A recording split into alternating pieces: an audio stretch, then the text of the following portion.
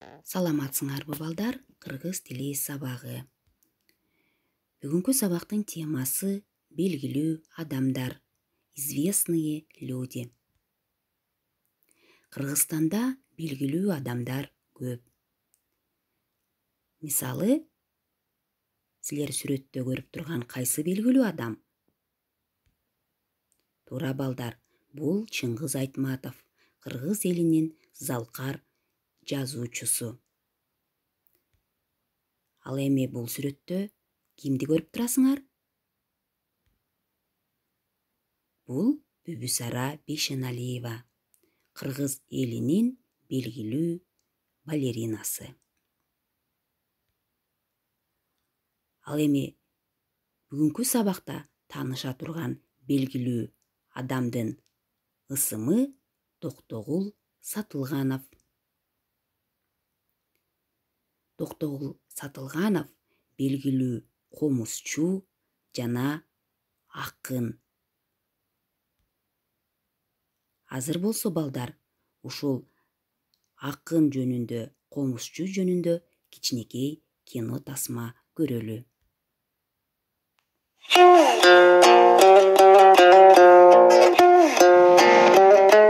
Токтогул Сатылганов 1864-жылы азыркы Токтогул районуна караштуу Кетмен төбө өрөөнүндөгү Сасык Жийде айылында туулган. Өз заманынын аң сезимдүү, кыраакы, терең ой жүгүртө билген инсаны катары Токтогул элдин кайгы-муң, ой санаасына себепкер социалдык калыссыздыкты, курч маселелерди көз жаздымында калтырбай, ырга салган. Ал өз чыгармаларында жашоо, турмуш жөнүндө философиялык көз караштарын да чагылдырган. Токтогул элдик ооз-эки чыгармачылыкта салттуу болуп эсептелген санат, арман ырларын ирилетип, чоң чыгармаларга айланткан. Токтогул Сатылгановдун алгачкы Кедей кан аттуу китеби 1938-жылы Казань шаарында басылып чыккан. Ага чейин 1928-жылы Кыргыз Автономиялык Республикасынын агартуу боюнча элдик комиссариаты Токтогулду Фрунзеге чакыртып, комуз менен аткарган 18 чыгармасын жаздырып алган. Токтогул Сатылгановдун элеси Кыргыз Республикасынын 100 сом номиналдык банкнотуна түшүрүлгөн.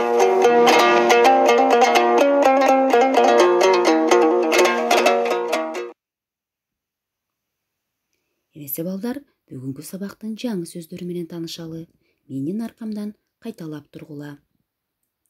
Белгилүү, улуу, акын, элдин турмушу. Кана эмесе балдар, ушул жаңы сөздөр менен мисалдарды окуйлу. Токтогул Сатылганов белгилүү адам. Чыңгыз Айтматов улуу жазуучу. Акын ыр жазат. Токтогул элдин турмушу жөнүндө ырдаган. Эмесе балдар, окуу китебиңердин 113 бетин ачкыла, биринчи көнүгүү.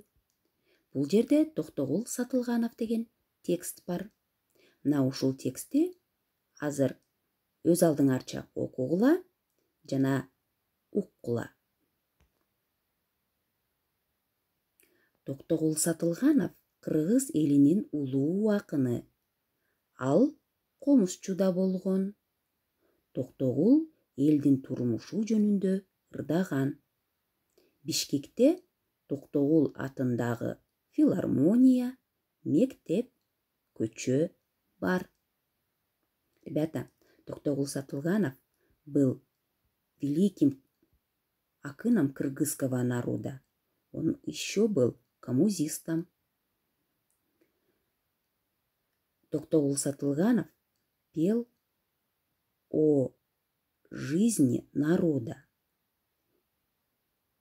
В нашем городе Бишкек, есть улица, филармония и школа, которые носят имя Токтогула Сатылганова. Кана эмесе балдар, азыр ушул окулган текст боюнча суроолорго жооп берели. Токтогул ким болгон? Канакей ойлонобуз. Жооп. Токтогул кыргыз элинин улуу акыны. Келерки суроого көңүл буралы. Токтогул атында эмнелер бар? Анакей кандай жооп беребиз балдар? Токтогул атындагы филармония бар. Анакей филармониянын сүрөтүн көрүп турасыңар.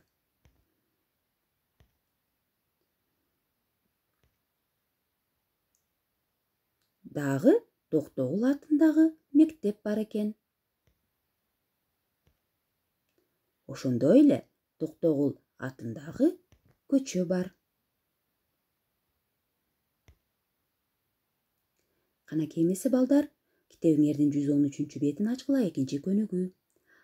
Азыр биз силер менен Токтогул Сатылгановдун ырлары менен таанышабыз. Дениң соодо эринбе, бекерликке берилбе, эркиң менен жумуш кыл, эринчек, жалкоо дедирбе. Экинчи ырына көңүл бургула. Жаман адам белгиси өз камы үчүн жүгүрөт. Жакшы адам белгиси эл камы үчүн күйүнөт. Балдар, Токтогул Сатылганов өзүнүн ырларында адамды жакшы болууга, эл үчүн кам көрүүгө жана жалкоо болбоого чакырат экен. Демек, Токтогул Сатылгановдун ырларында адамдарга таалим, тарбия берүүгө аябай чоң маани берилет экен. Эмесе балдар, бүгүнкү сабакта биз эмнелерди билдик, канакей? Жооп берели. Токтогул Сатылганов бул акын, комузчу экен. Ошондой эле биз Токтогул Сатылгановдун эл турмушу жөнүндө ырдаганын билдик. Жаңы сөздөрдү өздөштүрдүк.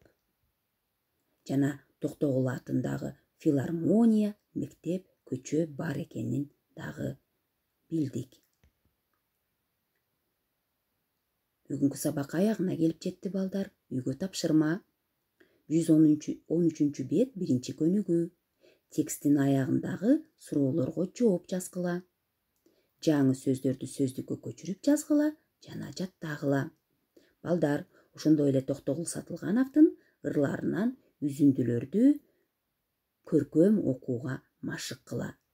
Үйдөн көп окугула. Ушуну менен сабагыбыз бүттү. Саламатта калгыла.